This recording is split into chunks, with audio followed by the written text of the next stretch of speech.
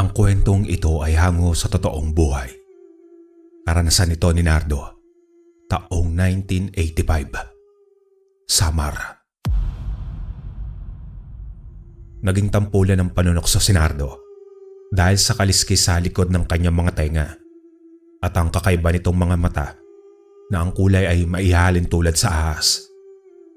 Nalaman ni Nardo mula sa kanyang ina na ang dahilan kung bakit siya nagkaroon ng kakaibang mga mata at kaliskis ay dahil umano iyon sa paglilihi ng kanyang ina noong ipinagbubuntis siya nito.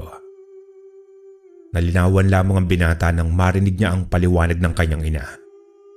Hindi naman niya ito masisisi, kaya ang ginawa na lamang niya ay sa kagubatan na lamang naglalaro kasama ang mga kaibigan niyang ahas. Magkagayon man ay hindi tumigil ang kanyang ina na laging nagpapayo sa kanya na layuan at tigilan na niya ang makipaglaro sa mga ito dahil sa masyadong delikado ang mga ahas. Subalit dahil sanay na si Nardo ay hindi ito nakinig sa kanyang ina. Masaya kasi siya sa kanyang ginagawa kaya hindi siya nagpapigil. "Hanapin mo ako, kaibigang ahas. Ikaw naman ang taya ngayon, ha? Huwag kang mandadaya." Tila ba naiintindihan si Nardo ng mga ahas na kanyang kinakausap? Nagagawa din niyang halikan ng mga ito nang hindi siya tinutuklaw. Ganun ang naging takbo ng pamumuhay ni Nardo sa araw-araw. Hanggang sa dumating ang isang pangyayaring babago sa sistema ng kanyang buhay. Namatay ang ina ni Nardo dahil sa atake nito sa sakit sa puso. Matagal na din silang iniwan ng kanyang ama dahil ayon sa kwento ng kanyang ina ay sumama ito sa ibang babae. Naging ulilang lubos ang binata dahil sa sobrang kalungkutan ay lumipat ito ng tirahan pagkatapos mailibing ng kanyang ina. Sa gitna ng gubat siya lumipat kasama ang mga kaibigang ahas. Nabuhay siya ng simple at tahimik na binata. Dumako naman tayo sa buhay ni Lito. Ang pangunahing kabuhayan ng binata ay ang pagbebenta ng mga buko sa pamamagitan ng pag-aangkat sa mga bunga ng mga tanim nilang puno ng nyog o di kaya naman ay paggawa ng buko juice para ibenta. Bata pa lamang ay ganun na ang sistema ng pamumuhay ni Lito dahil iyon ang namulatan niyang trabaho ng kanyang ama at ina. May kaya naman dati sa buhay ang mga magulang ng binata. Subalit simula ng aksidenteng mahulog ang kanyang ama mula sa inakyat nitong puno ng nyog at na-stroke naman ang kanyang ina dahil sa init ng panahon. Kaya sila naging baldado pareho. Unti-unting naubos ang kanilang pera hanggang sa sila ay naghirap. Mabuti na lamang at masipag saka mabait na anak si Lito. Hindi siya yung tipong binata na puro luho, bisyo at paggagala lamang ang alam. Ang tanging libangan lamang ng binata ay ang maghanap ng mga gagamba sa bukid. Sa kanya ito ipinaglalaban. Pero pinapakawalan din niya ang mga ito kapag oras na ng kanyang trabaho. Dahil naman sana ipundar niyang negosyo, ay natustusan niya ang araw-araw nilang pangangailangan. Lalo na ang maintenance na gamot ng kanyang mga magulang. Mayroon din siyang naitatabi kahit na papaano para kapag dumating ang oras ng pangangailangan ay mayroon siyang madudukot para panggastos. Hanggang isang araw, habang nangunguha ng mga buko ang binata sa inakyat niyang puno ng nyog, ay may napansin siyang isang lalaki na sa tansya niya ay nasa kaedaran din niya. Medyo malawak din ang kalupaan nila Lito, kaya hindi siya nawawala ng ibinebenta niyang mga buko sa araw-araw. Nagtataka naman si Lito dahil sa isang kubo ang hindi masyadong mapapansin kung sa biglaang tingin ang pinasukan ng nakita niyang binata. Kaya naman ay dali-dali siyang bumaba para puntahan ng nakita, makausap at alamin kung sino ang nagbigay rito ng pahintulot na magtayo ng isang bahay kubo sa kanyang lupain. Subalit pagdating doon ni Lito ay hindi siya kagad nakalapit dahil sa mga ahas na nakakalat sa lugar. Napaupo siya at napatras dahil sa pagkabigla. "Oh, saan galing ang napakaraming ahas na ito? Maski sa bubong ng bahay kubo na bagong tayo, marami din ang gumagapang na ahas. Anong klaseng tao ang nakatira dyan? Baka anak siya ni Suma." Tatayo na sana at kakaripas na ng takbo si Lito dahil sa mga naiisip na nakakatakot. Pero muli siyang natigilan dahil sa paglabas ng isang binata mula sa maliit na bahay kubo na gawa sa diyame ang dingding at pinagtagpi-tagping dahon ng saging naman ang bubong. Lumapit ito kay Lito. Mas lalo naman siyang kinilabutan dahil sa mga sumunod niya na saksiyan. Kusang nagsisipulasan at binibigyan ng daan ng mga ahas ang binatang may kakaibang mata. Kamusta ka? Natakot ba kita? Pero huwag kang matakot sa akin dahil hindi naman ako masamang tao. Tao ka? Sino ka nga pala? At bakit ka nagtayo ng bahay kubo dito sa lupa namin? Bakit ang daming ahas na nakapaligid sa iyo? Apo ka ba ni Suma at nanay mo si Galema? Ha? Sino ang mga iyon? Hindi ko sila kilala eh. Namatay na ang aking ina noong nakaraang linggo siya lang nailibing. Ang totoo hindi ako mahilig makihalubilo sa mga tao. Lalong-lalo na sa mga kababata ko. Dahil walang araw na hindi nila ako tinutokso, inaapi, at minsan ay sinasaktan dahil sa kakaiba kong itsura. Ay, pasensya na, hindi ko alam eh. Condolence nga pala sa'yo. Ako nga pala si Lito. Lito na magbubuko. Ako naman si Nardo. Nardong Kamandag. Ikinagagalak kitang makilala, Lito. Saka mabuti at hindi ka galit o takot sa akin. Bakit naman ako magagalit sa'yo, Nardo? Pero kaninang hindi ka pa nagpapakilala, hindi ko maitatangging natakot ako sa'yo. Sandali, maiba nga pala. Ang astig naman ng bansag sa'yo, Nardong Kamandag. Dahil yan sa mga kaibigan kong ahas. Oo nga, bakit ang dami mong ahas? Mabuti at hindi ka nila kinakagat o kaya tinutuklaw. Hindi ba mga traidor ang mga hayop na iyan? Hindi kaagad na sumagot si Nardo. Namili at dumampot muna siya ng ahas na malapit sa kanya. Sa kanya ito inilagay sa kanyang leeg. Bata pa lang ako dito ay sila na ang nakasanayan kong kalaro. Mas nakaramdam pa ako ng pagtatraidor sa mga kababata ko kaysa sa mga ahas dito sa gubat. Sa ahas din kasi ako ipinaglihi ng aking yumaong ina noong ipinagbubuntis niya ako. Kaya siguro malapit ang kalooban ko sa kanila. Ganun ba? Ang astig mo pala, Nardo. Pero bakit ka nga ba napadpad dito sa lupa namin? Bakit dito mo napiling manirahan? Para makaiwas mula sa alaalang iniwan ng aking mahal na ina na nagpapasakit ng aking kalooban. Kaya dahil sa kanyang pagkawala, ay minabuti kong lumayo muna sa lugar kung saan kami madalas na magkasama. Kaso sa lawak ng kagubatang ito, ay sa lupa na pag-aari niyo pala ako napadpad. Pasensya ka na, Lito. Bukas na bukas din ay aalis ako. Hindi naman kita pinapalayas, Nardo. Ayos lang na manirahan ka dito sa aming lupa. Nagulat lang kasi ako dahil bigla ang pagkakaroon ng isang bahay kubo sa bandang ito, pero okay lang. Nakapagpaliwanag ka na rin naman eh. Pwede ba tayong maging magkaibigan? Nabigla naman si Nardo. Ibinaba niya ang ahas na nakapatong sa kanyang balikat bago ito sumagot. Totoo ba, Lito? Kahit sa kabila ng pagkatao ko, gusto mo pa rin ako maging kaibigan? Oo naman, Nardo. Wala namang masama, hindi ba? At saka ikaw ang magiging kauna-unahang kaibigan ko kung sakasakali. Puro lamang ako trabaho sa buong buhay ko eh. Yun ay kung matatanggap mo ako bilang bago mong kaibigan. Aba, oo naman, Lito. Magaan ang loob ko sa iyo eh. Saka alam kong mabait ka at mapagkakatiwalaan. Kaya ikinagagalak kitang makilala. Ganoon din ako, Nardo. Aking kaibigan. Simula noong araw na iyon, ay naging malapit na ang dalawa sa isa't isa. Dinadalan pa ni Lito si Nardo ng mga masasarap na pagkain, katulad ng litsyong manok at adobong karne ng baboy. Lahat ng pangangailangan ni Nardo ay sinagot lahat ni Lito, hanggang sa madalas niya itong makasama sa pagkuha ng mga buko. Nagawa na rin niyang maiuwi ang binata sa kanilang bahay at naipakilala na din niya ito sa kanyang mga magulang. Dahil sa likas na mababait ang mga magulang ni Lito, ay pinatuloy nila si Nardo sa kanilang tahanan. Hanggang sa doon na nila ito pinatira at itinuring siyang isang tunay na kapamilya. hanggang sa maging magkapatid na ang trato nila Nardo at Lito sa isa't isa.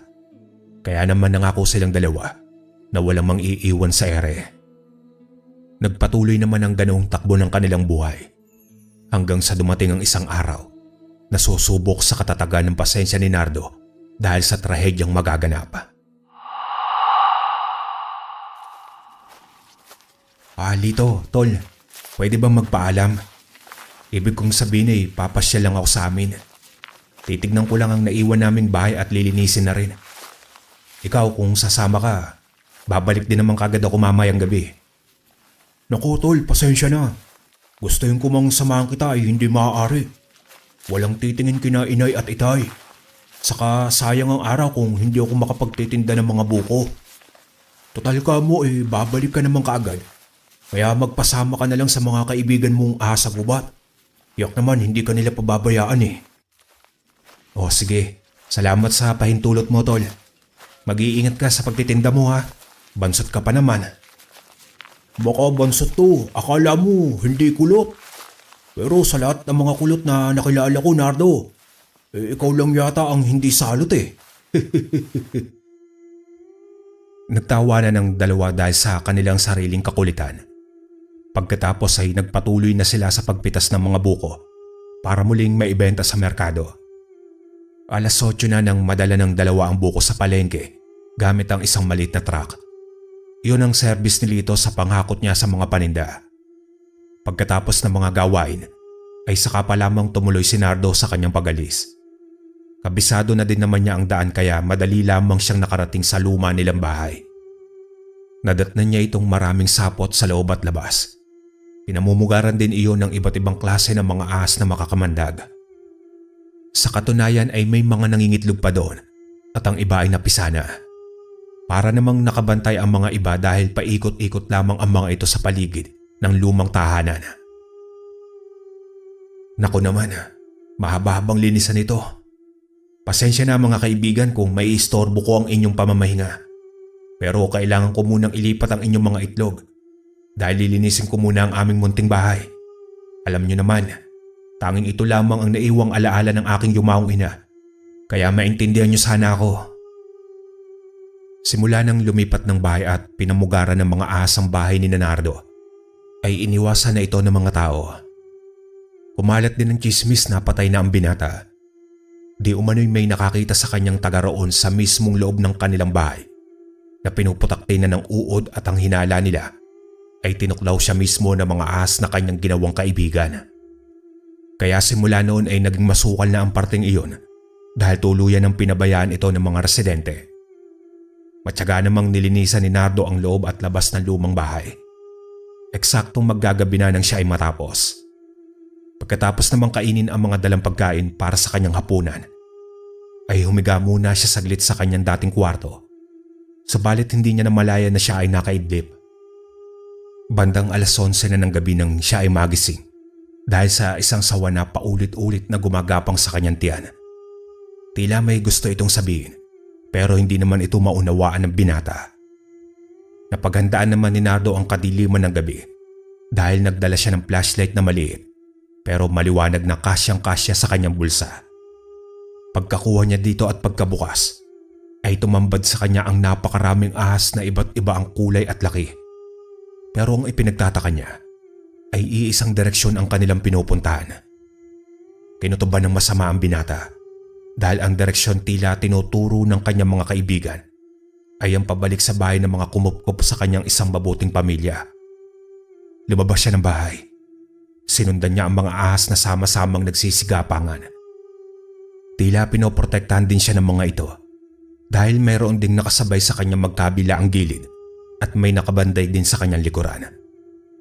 Habang papalapit siya sa bahay ni Lito, ay mas lalo itong kinukutuban ng masama. Palakas ng palakas ang kabog ng kanyang dibdib at mas nadagdagan iyon nang madatnan niya ang mga tao sa labas. Nang papasok na siya sa loob ng bahay, ay voluntaryo naman nagpaiwan ang mga kasama niya mga ahas na nagsibalikan sa loob ng gubat. Ano pong nangyayari dito? Pero walang sumagot sa kanya. Ang iba ay napatakip ng kanilang mga bibig na may kaunting nararamdamang awa sa binata. Lito? Inay? Itay? Ano pong... Parang pinagsukluban ng langit at lupa si Nardo sa sumunod na nakita. Kitang-kita niya ang mga bangkay ng 3 taong kumupkop sa kanya at itinuring siyang totoong kapamilya na naliligo sa mga sariling dugo. Wakwak ang mga tiyan at nawawala ang mga laman loob. May 2 butas din ang mga leeg nito na tila nilapa ng mababangis na nilalang. Hindi ito totoo. Lito, Inay, Itay, Diyos ko, hindi ito totoo.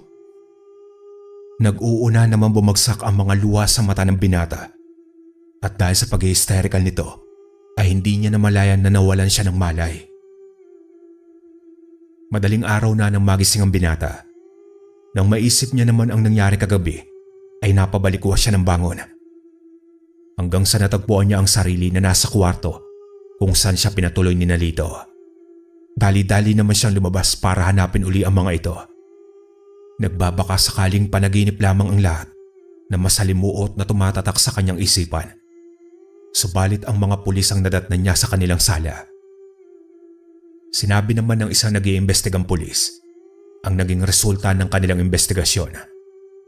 Ayon dito ay isang grupo ng mga drug addict ang nanloob sa kanilang bahay. Ang trip ng mga ito ay pumatay at magnakaw dahil nawawala din ang mga perang naipon ng pamilya. Sinabi pa sa kanya ng pulis na isa rin siya sa primary suspect kaya hindi siya pwedeng lumayo sa lugar. Pagkatapos maibigay ng mga kapulisan ng kanilang investigasyon sa binata ay umalis na ang mga ito.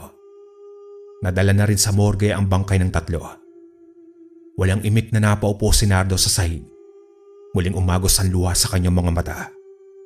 Sa katunayan ay wala siyang masyadong narinig sa sinabi ng pulis sa kanya dahil sa gulo ng kanyang pag-iisip. Simula sa narinig niyang mga adik lamang ang may kagagawan ng karumal-dumal na krimen. Pero hindi kumbinsido si Nardo. Alam niyang hindi basta-bastang pangkaraniwang tao ang may kagagawan ng lahat ng iyon. Kaya naman nabuo sa kanyang isipan ng isang plano. Muli itong pumasok sa kanyang kwarto. Napatingin ito sa kanyang unan nang hindi sinasadya ay may nakita siyang papel na nadadaganan ang kalahati. Pagkakuha niya iyon ay kasabay ng pagkahulog ng isang tumpok na pera sa sahig. Binuhat niya ang unan at doon tumambad ang lahat ng inipong pera ni Lito sa napakatagal na panahon.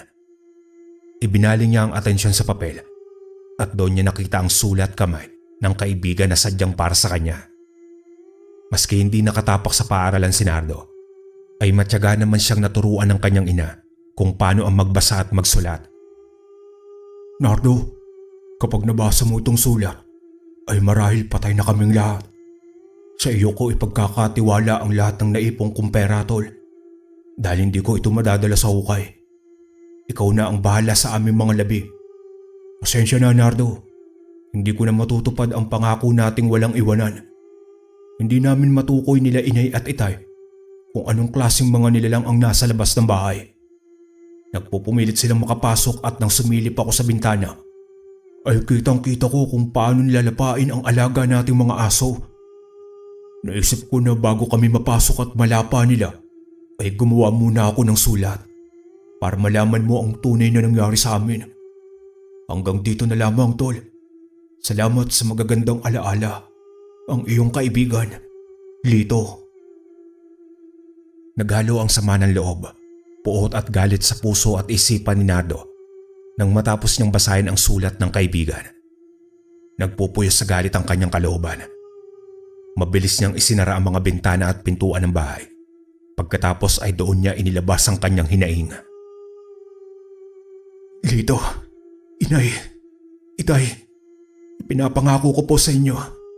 Hindi ako titigil hanggat hindi ko po kayo nabibigyan ng hustisya. Hindi ako matatahimik hanggat hindi ko natatagpuan at napagbabayad ang mga nilalang na gumawa po nito sa inyo. Ipapatikim ko sa kanila ang galit ni Nardong Kamandag. Isinusumpa ko po yan. Dahil sa pagkabalot ng galit sa puso ni Nardo, ay panandali ang naging berde ang kanyang mga mata. Tumalas din ang kanyang mga ngipin. Saka nagkaroon siya ng mahabang dila na may biyak sa gitna katulad ng isang ahas. Sa ilang minutong pagpapalabas ni Nardo ng kanyang sama ng loob, ay panandalian siya naging isang taong ahas. Samantala, 1 linggo ang itinagal ng burol ni Lito at ng mga magulang nito. Walang tulugan silang binantayan ni Nardo sa kanilang lamay. Gustong iparamdam ni Nardo na sa mga huling sandaling makakasama niya ang mga ito, ay taos-puso siyang nagpapasalamat dahil sa naging mabuti sila sa kanya at tinrato bilang isang tunay na kapatid at anak. Hanggang sa napatunayan naman ng mga pulisya na walang kasalanan ng binata, kaya hindi na nila binantayan pa ang bawat galaw nito. Sa harap naman ng puntod ng naging pangalawang pamilya ni Nardo, ay nag-iwan ito ng mga pangako. Titibayin ko po ang aking kalooban para harapin ang bagong umaga at tanggapin na wala na po kayo sa aking buhay. Lito, Inay, Itay, bagong Nardo na rin ang bagong isisilang. Nardo na punong-puno ng paghihimagsik at paghiganti ang laman ng puso't isipan. Saka lamang ako matatahimik kapag nakamit ko na ang hustisya para po sa inyo. Paalam mga mahal ko sa buhay, hanggang sa muling pagkikita. Hanggang sa nilisan ng binata ang sementeryo at doon niya iniwan ang huling patak ng kanyang mga luha. Dumiretso ito sa gubat sa kanya tinawag ang lahat ng kaibigan niyang mga ahas. Mga kaibigan, ngayon ko mas kailangan ng tulong ninyo. Alam ko na ang ilan sa inyo ay nasaksiyan ang karumal-dumal na pagpaslang sa aking mga naging pangalawang pamilya. Iniiling ko sa inyo na sana ay tulungan niyo akong mahanap at malipol ang mga nilalang na iyon. Nagmamakaawa ako sa inyo mga kaibigan kong ahas. Samahan niyo akong tugisin silang lahat. Sa iba't ibang direksyon ay nagsipulasan ng mga ahas. Sigurado si Nardo na sa pag-alis ng kanyang mga kaibigan at sa pagbalik ay alam na ng mga ito kung saan nagkukuta ang mga nilalang na may atraso sa kanya. Buong magdamag pa ang lumipas bago nagsidatingan ng ibang mga ahas. Karamihan sa mga ito ay nakatutok ang mga ulo sa iisang direksyon. Napangiti si Nardo. Saka muli niyang ginunita ang itsura ni Lito at ang mga magulang nito ang kalunos-lunos nilang kamatayan. Kaagad na nabuhay ang puot sa kanyang puso, kasabay nun ang pagbabago niya ng pagkatao bilang si Nardong kamandag. Sinundan niya ang nagsisigapang mga ahas. Muli namang nagkaisa ang mga ito na tinahak ang iisang direksyon. Sa kalagitnaan ng kanilang paglalakbay, ay may naamoy si Nardo na nagpadagdag ng kanyang galit. Sigurado siyang isang malaking ahas na patay ang kanyang naamoy. Hindi nga siya nagkamali ng hinala dahil sa may hindi kalayuan ay natanaw niya ang isang sawa na halos kalaki ng kanyang braso ang inuuod na. Napansin pa ng binata na may marka din ito ng 2 butas gaya ng mga marka sa leg ni Lito. Marami ding mga kalmot at nabiyak din ang tiyan ng malaking sawa. Wala din ang mga laman loob nito. Pati ang mga ahas ay mararamdaman ang kanilang galit dahil sa kanilang mga huni. Hanggang sa mahigit 1 oras pa ng paglalakad, tuluyan ang nakarating ang pangkat na mga ahas sa kuta ng mga nilalang na may mababangis ang mga itsura. Abala ang mga ito sa kani-kanilang mga gawaing bahay. Parang mga normal na tao lamang silang may simpleng pamumuhay. Subalit nagbago ang lahat ng iyon nang makita ng mga ito ang binatang si Nardo na nasa normal pa ding pagkatao. Nagbilin din si Nardo sa mga kaibigang ahas na magpaiwan muna sa gubat at hintayin ang kanyang hudyat. Alam kong hindi kayo mga pangkaraniwang tao, kaya huwag na kayo magbalat kayo. Nandito ako para magiganti dahil sa nangyari sa 3 tao na walang kalaban-labang pinaslang ng mga nilalang na kagaya ninyong mga hinayupa kayo. Hindi na napigilan ni Nardo ang sarili. Talagang direktahan na niyang sinabi ang kanyang pakay sa mga ito. Isang lalaki naman na walang damit ang naglakad palapit sa kanya ng bahagya. Kaibigan, mukhang naliligaw ka yata. Ako nga pala si Goreng, ang tumatayong leader ng lugar na ito. Ano ba ang sadya mo at mukhang galit na galit ka? Huwag kang magkunwaring walang alam. Matanda ka na pero sinungaling ka pa rin. Ano bang klaseng nilalang kayo at nagawa niyong pumatay ng mga inosenteng tao sa napakabrutal na paraan? Dahan-dahan ka ng pananalita mo, kaibigan. Huwag kang mamaratang ng walang sapat na ebidensya. Baka maging mitya yan ng iyong buhay. Kung ang lahi namin ang gusto mong malaman, ay sasabihin ko sa iyo, kami ay mga aswang. Kaya umalis ka na kung mahal mo pa ang buhay mo habang nakapagpipigil pa kami. Sa puntong iyon ay tumaas na ang boses ng matandang lalaki pero tinawanan lamang siya ni Nardo. Umalis? Hindi ako pwedeng umalis hanggat hindi ninyo na pagbabayaran ang pagpatay sa aking mga naging pangalawang pamilya. Buhay ang kinuha ninyo, kaya buhay nyo rin ang magiging kabayaran. Matigas ang iyong ulo, binata. Kaya mapipilitan kaming patayin ka at lapain. Mga kasama, sugurin ang binatilyong iyan. Agad namang inutusan ni Nardo ang mga kaibigan niyang ahas. Mula sa mga sanga ng puno ay nagpatihulog ang mga ito. Nagulat naman ang mga aswang dahil sa pambihirang kakayahan ng binatang kayang pasunurin ang mga ahas sa gubat. Habang naglalaban ay nakisali na rin itong si Goreng. Dahil doon ay hindi naman hinayaan ni Nardo na matalo sila sa laban, kaya inilabas nito ang tunay niyang anyo. Naging kulay berde ang kanyang balat na may nakapalibot na makakapal na kaliskis. Lahat ng kanyang nakakagat na mga aswang ay kaagarang bumubulagta sa lupa habang bumubula ang mga bibig. Nangingisay pa ang mga ito dahil sa malakas na kamandag na iniiwan ng binata sa kanilang katawan. Tinangka naman siyang lapain ng mga aswang na nagmumula sa kanyang likuran.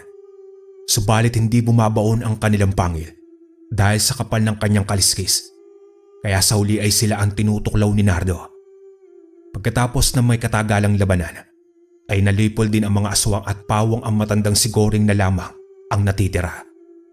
Hindi na rin makakilos ang matanda dahil nakapalibot na sa kanya ang mga ahas. Isang maling hakbang lamang niya ay tiyak na kamatayan ang kanyang sasapitin. Bago ako mamatay, binata, hayaan mong sabihin ko muna ito sa iyo. Para naman maipagiganti mo talaga ang mga tinutukoy mong mga mahal sa buhay na nais mong ipagiganti. Sige, Goreng, pero pagkatapos niyan ay magpaalam ka na sa mundong ito dahil maski aswang ka pa ay tiyak na hindi ka sasantuhin ng kamandag ng aking mga kaibigang ahas. Tanggap ko nang hanggang dito na lamang ang aking buhay. Pero makinig ka, binatang ahas. Hindi kami ang pumaslang sa iyong mga mahal sa buhay dahil uri kami ng mga aswang na nayanggaw lamang. Dati din kaming mga normal na tao. Subalit nang mayanggaw kami, ay mas pinili naming umiwas at layuan ang kabiasnan para hindi kami makapambiktima ng mga tao. Pawang mga hayop sa gubat lamang ang aming binibiktima. Ngayon, nasa iyo na kung maniniwala ka sa akin o hindi. Kung totoo ang sinasabi mo, sino o anong lahi ang yumanggaw sa inyo at saan namin sila matatagpuan? Wala sila dito. Nasa isang minan sila na malayo rito sa gubat. Iba ang direksyong papunta roon. At kapag nagpunta kayo ngayon, ay siguradong aabutan kayo ng 3 araw. Ganito kung paano ang pumunta doon. Bumalik kayo sa loob ng gubat kung saan nakahandusay ang higanting sawa. Ang pakanan na direksyon ay ang papunta sa kanilang kuta. Pero kung babalik kayo sa kabiasnan, ay baka 2 araw lamang kayong maglalakbay.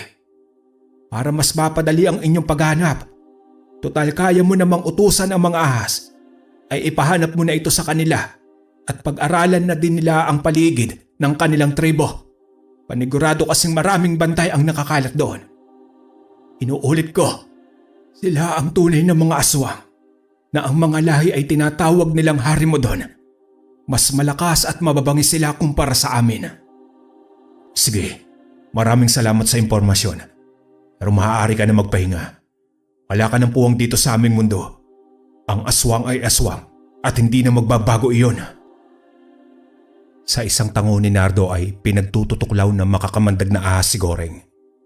Ilang segundo lamang ay nakabulagta na rin ang matanda sa lupa na bumubula ang bibig at tarik ang matang binawian ng buhay. Wala nang awang nararamdaman si Nardo ng mga sandaling iyon.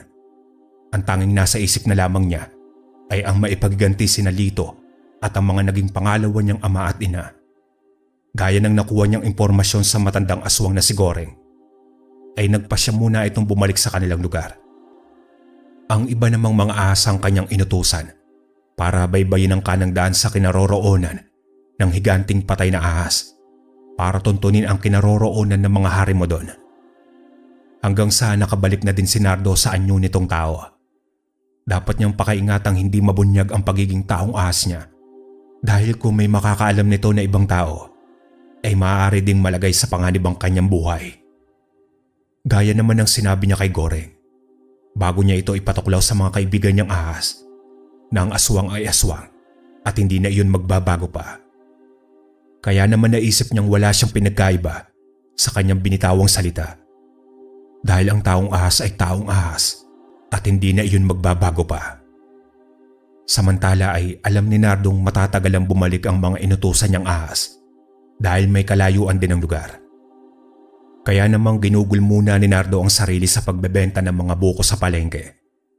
Naturuan din kasi siyang magmaneho ni Lito ng sasakyan.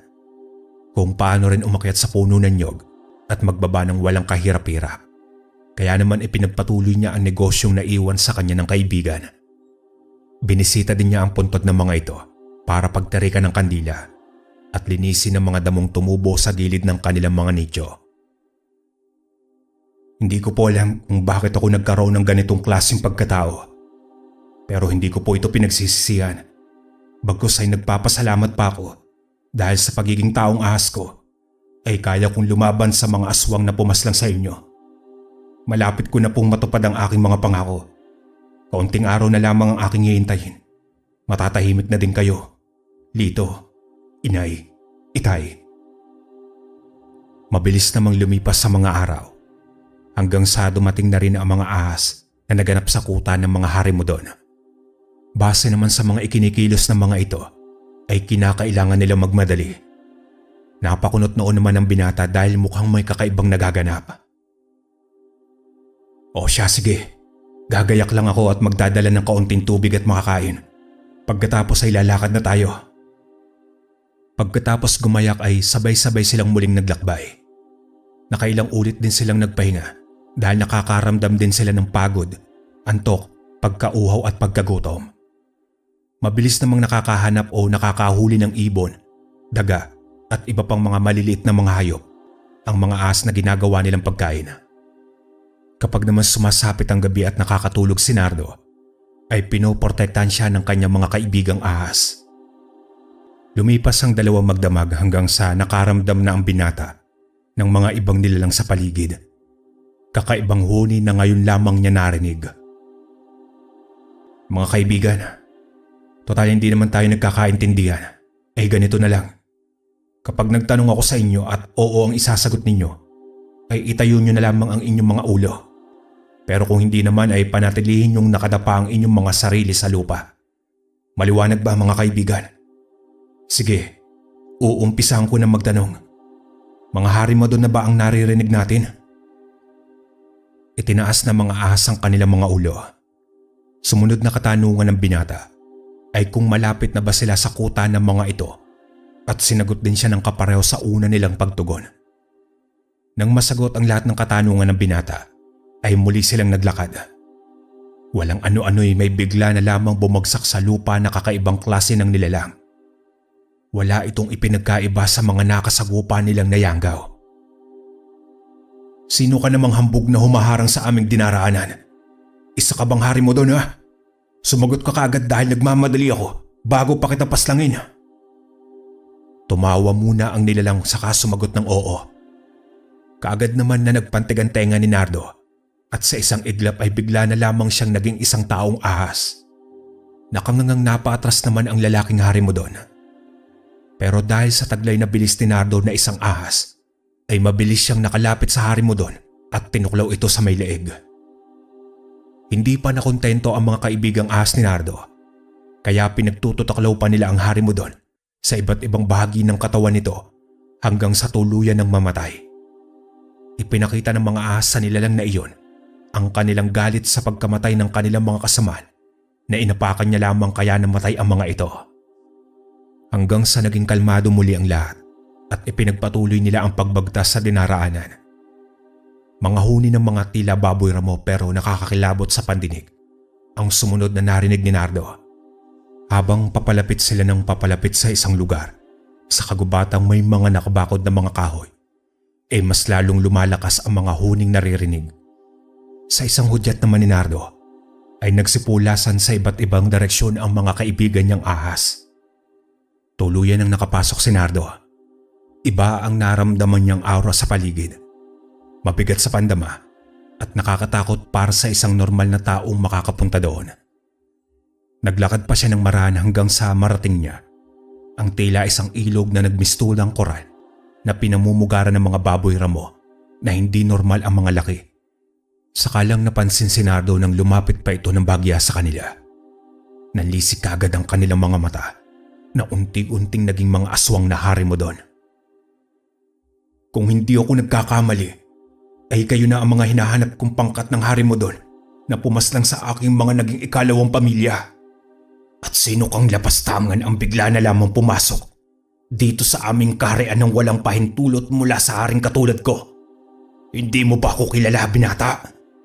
Wes, magpapakilala ako sa iyo. Ako si Haring Tibon, ang pinakamalakas sa lahat ng mga hari mo doon. Ngayon, sabihin mo ang iyong pakay at mukhang mahalaga ang iyong sadya. Talagang importante ang pakay ko sa inyo, lalong-lalo na sa iyo. At saka wala akong pakialam kung ikaw ang hari. Hindi ako nagtatanong. May kabastusan at kayabangan ka, binata.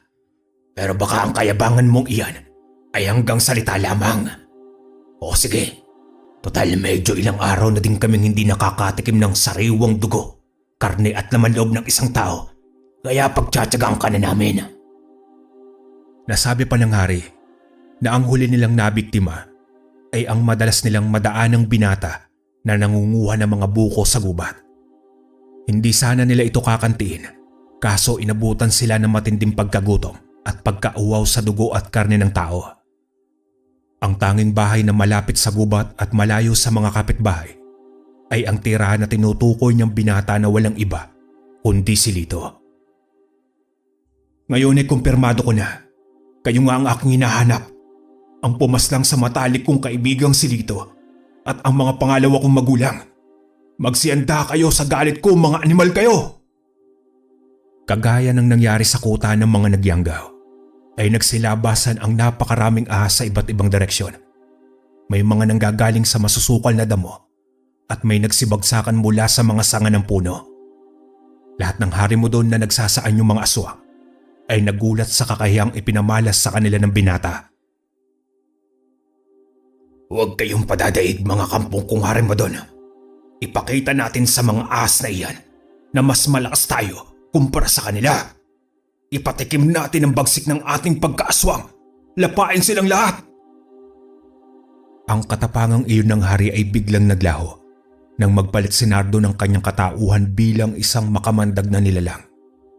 Lahat na nakakaengkwentro niyang mga hari mo doon ay kaagaran niyang tinutuklaw at iniiwanan ng kanyang kamandag. Napakabilis ng ipinamamalas na pagkilos ni Nardong kamandag ng mga sandaling iyon. Halata sa kanyang mga galawan na ganadong-ganado siya sa pakikipaglaban. Hindi naman nakaimik na tila nagkaugat si Haring Tibon sa kanyang kinatatayuan habang pinapanood ang taong ahas kung paano nito isa-isain ang kanyang mga nasasakupan. Imposible! Ang maalamat na lahi ng mga taong ahas! Mayroon pa palang natitira. Pero paano? Nalipol na silang lahat ng mga armadong sundalo. Kaya paanong may natira pa sa kanilang lahi? Paano? Samantalang ang mga sawa ay nagtutulungan lingkisin ang mga napupuluputan nilang mga aswang. At ang ibang mga ahas at kobra naman ay pinagtututuklaw ang kanilang mga nakakasagupa. Kanya-kanyang uri ang nagtutulungan ng mga oras na iyon para maiwasan ng mga ito na mabawasan ang kanilang bilang. Sa ilang minuto lamang na lumipas, ay nagkalat na ang mga bangkay ng mga aswang na hari mo doon sa lugar at ng mangilang-ilang mga ahas na sinawing palad at hindi nakaligtas. Haring Tibon, kanina pa kita nahalata dyan. Bakit hindi mo tinulungan ang iyong mga kauri? Ano ang bumabagabag sa iyong isipan at tila ba takot na takot ka sa akin? Ano ang iyong mga nalalaman? May kinalaman ba ito tungkol sa nakaraan sa aking buhay? At kung bakit ako naging taong ahas? Isinumpa ba ako ng isang nilalang? Sumagot ka. dahil tambak ka na ng aking mga katanungan. Wala pa ring boses ang nagmumula sa hari na kasalukuyang nasa loob pa rin ng kanyang pagbabalik tanaw mula sa nakaraan. Saka lamang ito nakabalik sa realidad nang marinig niya ang sitsit ng mga napakaraming ahas na nagpakilabot sa kanya. Paano ka nakaligtas sa pang-aambush ng mga sundalo noon sa inyong mga taong ahas? Siniguro naman nila na wala ni isang buhay ang makakaligtas sa operasyon nilang iyon. Hindi naman inaasahan ni Nardo ang narinig. Naguluhan tuloy siya dahil sa mga pinagsasasabi ng aswang na hari. Ano ang pinagsasasabi mo? Anong lahi? Anak ako ng isang normal na tao at hindi tunay na taong ahas gaya ng iyong pinagsasasabi. Naipaglihi lamang ako ng aking ina sa mga ahas, kaya ako nagkaganito. Gumagawa ka pa talaga ng kwento para hindi kita patayin Pero nagkakamali ka. Dahil wala akong awa sa mga aswang, lalo pat kayo ang pumatay kina Lito. Hindi ako pwede magkamali dahil wala kang ipinagkaiba sa kanilang itsura. Nardong Kamandag, anak ka ng makapangyarihang mag-asawa na pawang mga taong ahas. Gusto mo bang malaman kung paano sila nahanap ng mga sundalo at pinagpapapatay? Alam ko namang interesado kayo. Sige, pero hindi ito sapat na dahilan para hindi kita patayin. Masabi mo man ang katotohanan o gawa-gawa mo lamang na kwento, ay papatayin pa rin kita sa uli. Walang problema. Pero ang hinihingi ko lang sana sa iyo ay bigyan mo ko ng magandang laban pagkatapos kong masabi ang katotohanan. Agad namang inumpisa ni Haring Tibon ang pagkukwento tungkol sa naging kaibigan niyang taong ahas. Lahat ng problema at laban ay kanilang nilutas na magkasama. Pinamunuan nilang dalawa ang bawat nilang kaori. Pero hindi lingid sa kaalaman ni Tibon na mas malakas ang puwersa ng mga taong ahas kumpara sa kanilang mga aswang na harimodon. Hanggang sa nabaling ang atensyon ng kaibigan niyang taong ahas sa isang babae. Kasama ng kanyang mga kaori ay nagpaalam siya sa kanyang kaibigan na bubukod na sila at maghanap ng sariling lugar sa gubat na kanilang pag-aarian. Tumutol sa una ang lalaking ahas pero sa huli ay pumayag din ito. Hanggang sa tuluyan na nga siyang bumaba ng gubat. Nagpanggap si Tibon na isang normal na tao. Dumiretso ito sa kampo ng mga sundalo. Sa kanya sinabi na may nakita siyang kuta ng mga taong ahas sa loob ng gubat. Hindi naman kagad naniwala ang mga sundalo. Subalit nagboluntaryo si Tibon na sasamahan sila sa lugar kung saan niya nakita ang mga kinasusuklaman niyang mga nilalang. Isang araw na pagpaplano lamang ang lumipas. At nang dumating ang iba pang batalyon ng mga sundalong tinawagan ng kanilang opisyal na dala-dala ang matataas na dekalibre ng mga baril, ay sa kanila inumpisan ang kanilang operasyon. Dahil naman sa pagkabigla ay wala nang nagawa ang mga taong ahas kung hindi ang saluin ang mga bala ng mga baril sa kanilang mga katawan. Sa ilang sandaling pagpapaulan ng mga bala at pampasabog ay nalipol ang mga taong ahas. Samantala ay nagdiwang naman ang mga harimodon dahil sa natamasa nilang tagumpay bilang mga traidor na kaibigan. Dahil sa ibinulgar mong kademonyohan, ay mas lalong dapat kitang patayin. Hindi ko man sigurado kung sila nga ang lahi ng aking pinanggalingan. Pero para sa akin ay wala kang muwang dito sa mundo. Traidor ka.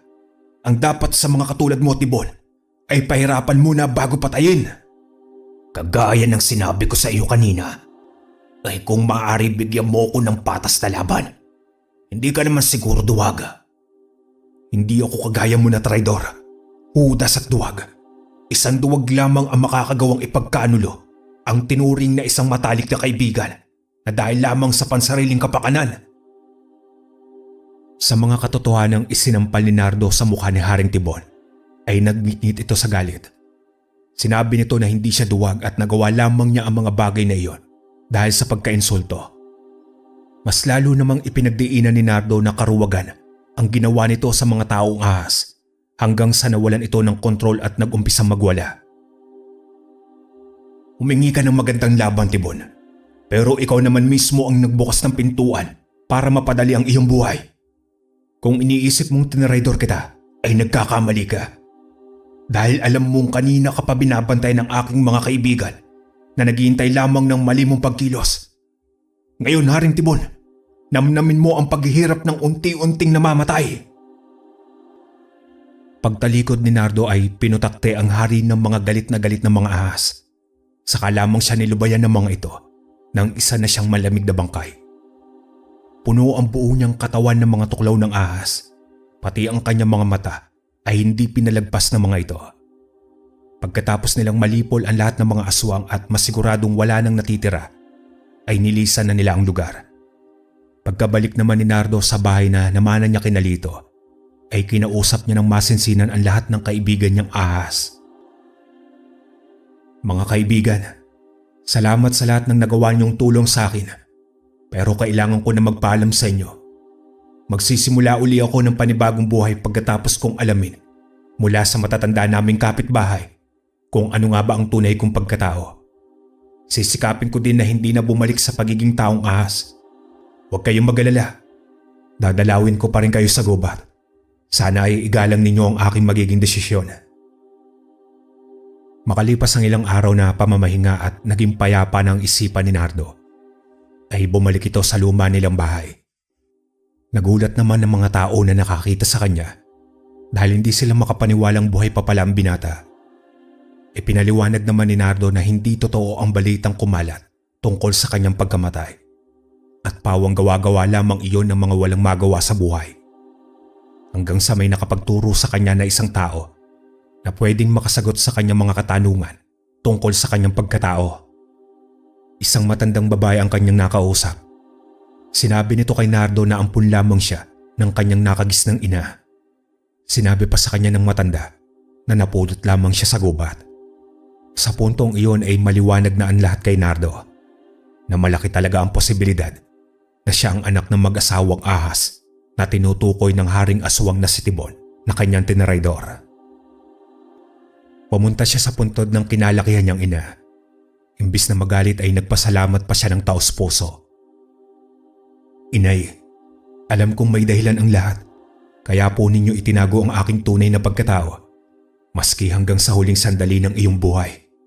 Naiintindihan ko po kayo at wala akong sama ng loob. Nagpapasalamat po ako ng lubos at ikaw po ang nagpalaki sa akin. Hindi po kayo mawawala sa aking puso at isipan. Mahal na mahal po kita, inay. Pagkatapos nun ay dumiretso din si Nardo sa sementeryo kung saan nakaburol ang kanyang naging pangalawang pamilya.